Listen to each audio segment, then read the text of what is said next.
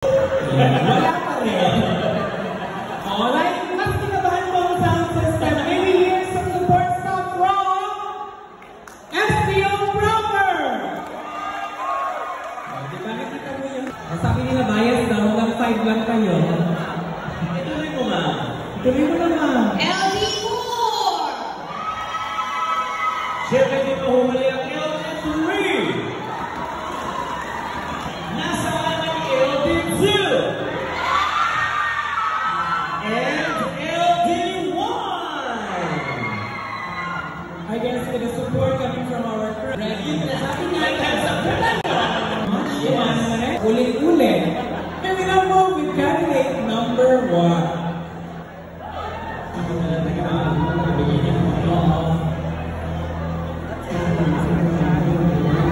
How do you feel, candidate number 1? Sir, last year sabi ko, I feel angry. Ngayon, hindi ako makapina. Oh, sige. I cannot breathe naman ngayon. Okay. Sinigang ba yan? O ano yan? Hilaga. Sige. Ay, kumotera ka. Dalihan mo na nga. Makalis ka. Oo. May pa akong jabi. Traffic dog. We have picture number 5. Picture number 5, reveal. Ayan. Siyempre sa yung lahat.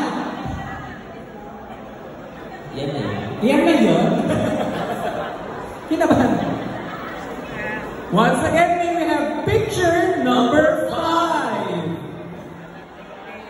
May delay ang transmission ng election returns. Uulitin pa ba natin? Desote? O baka mamaya may mga mag-complain na naman dyan sa ano. Walang signal yung wifi. Signal lang dito. Ayan, sige ladies. O yung anak, dito ka na. Para lang na para at least makita natin yung picture. Nakakunik ka yata kaya ayaw 3 Okay. Kakayanin pa po hanggang bukas or hanggang 121st. We would like to say thank you very much to the local government unit of Alicia. Maraming salamat po at sa ulitin. To all our sponsors, we would like to say thank you very much also. O, Mama Listel, ano ang dapat natikman bago tayo umalis ng Alicia? Perhaps rice wine at saka yung usual na Vico, sir.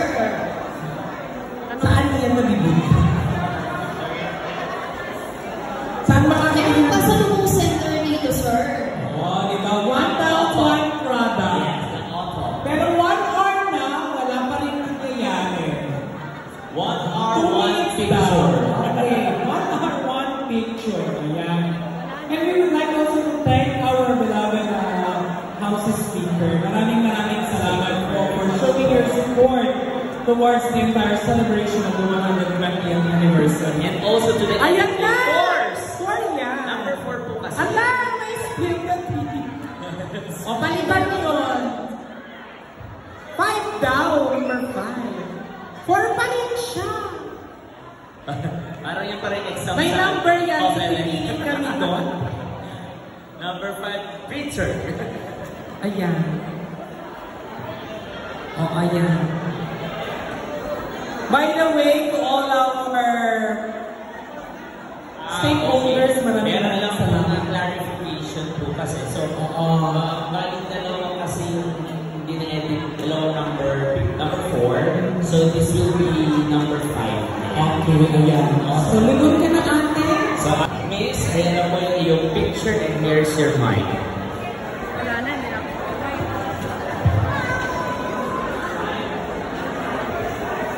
Okay, timer starts now. This picture portrays the modern technology. Noong mga bata tayo, even I myself, na ranasan ko na ang mga paraan ng pagtuturo ay gamit ng chalk at pisara. Pero ngayon, ang mga bata, ang ating mga estudyante, ang ating mga kabataan, sila ay napakaswerte gawa ng teknolohiya. Nalayan ng Facebook, Google, ChatGPT, even AIs, different kind of AIs. Ngunit hindi magbabago ang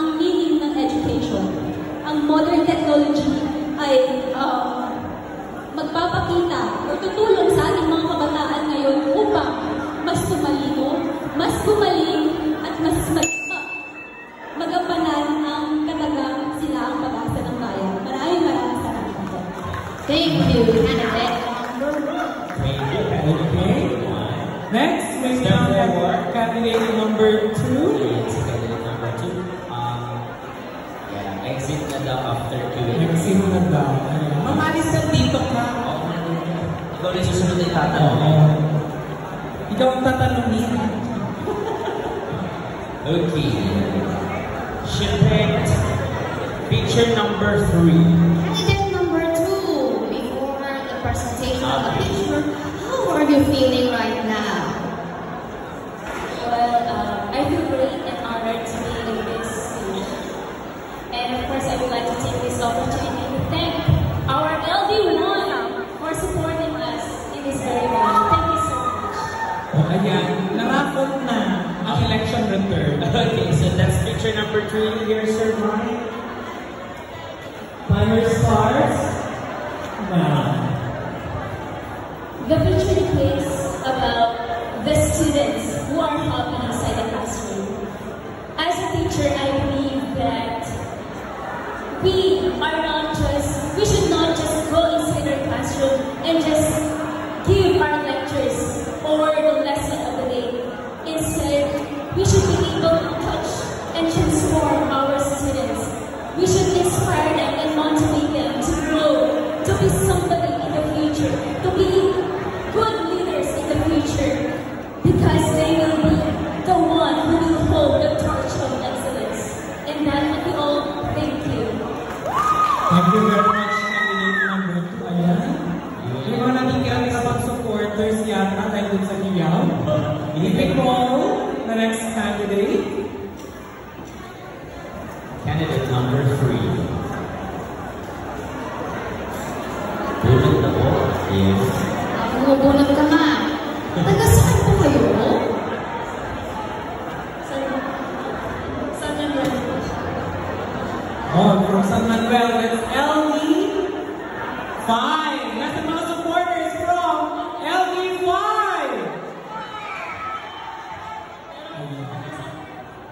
Okay. Ay, LE4. Nawaman. Next, ready na po ba? Picture number 4. Ayan. Timer starts now. This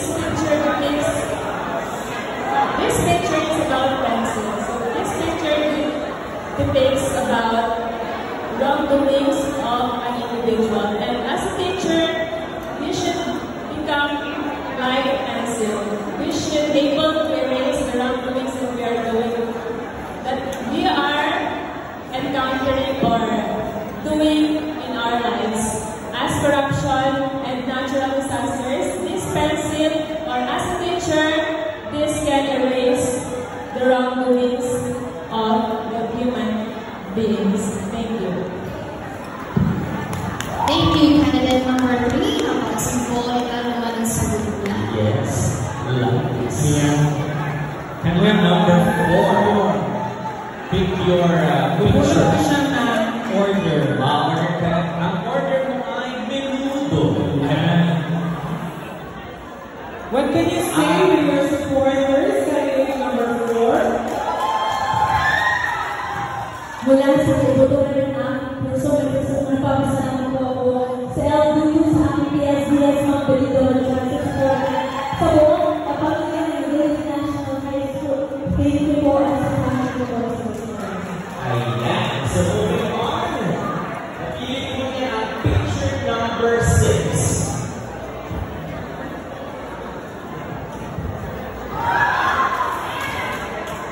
Ang nasa larawan ay isang bandila. Ito ay sinusimbolo ng kalayaan. Inahalintulad ko ito sa isang silid-aralan na aking pinagtuturuan. Gusto ko po na ang mga mag-aaral ay maging malaya. Malayang magtanong, malayang magkamali, at matuto ng walang takot. Dahil naniniwala ako na sa bawat pagkakamali ay may kaiban na pagkatuto. At naniniwala po ako na ang kalayaan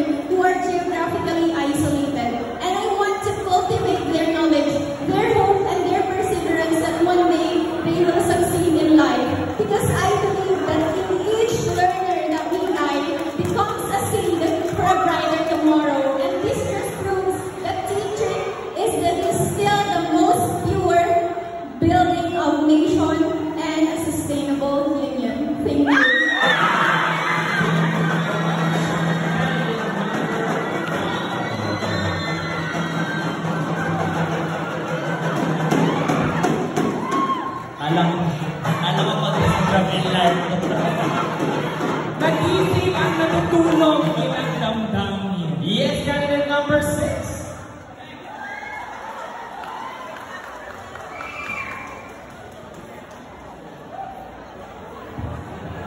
Candidate number 6, your picture is picture number 1.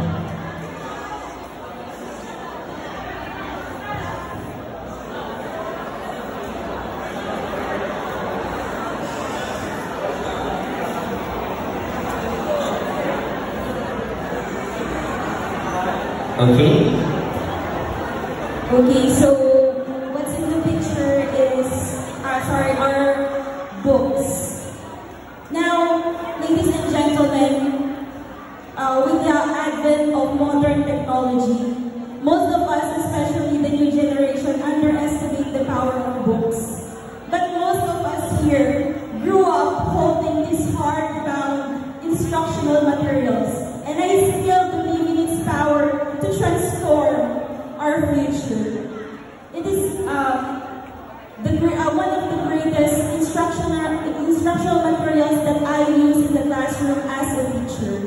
And I hope that we can still utilize books to educate our future. Okay. Thank you. Thank you very much, candidate number 6. ICT, integration, flexibility, and adaptability, inclusive education. Moving on. Media, ano kaya ang susunod na set of picture? Yes, number 7. Yes. Siyempre ang mga supporters ni candidate number 7. Okay, habang sila nag-umiyak, ipakita na natin ng malinaw ang picture number 2.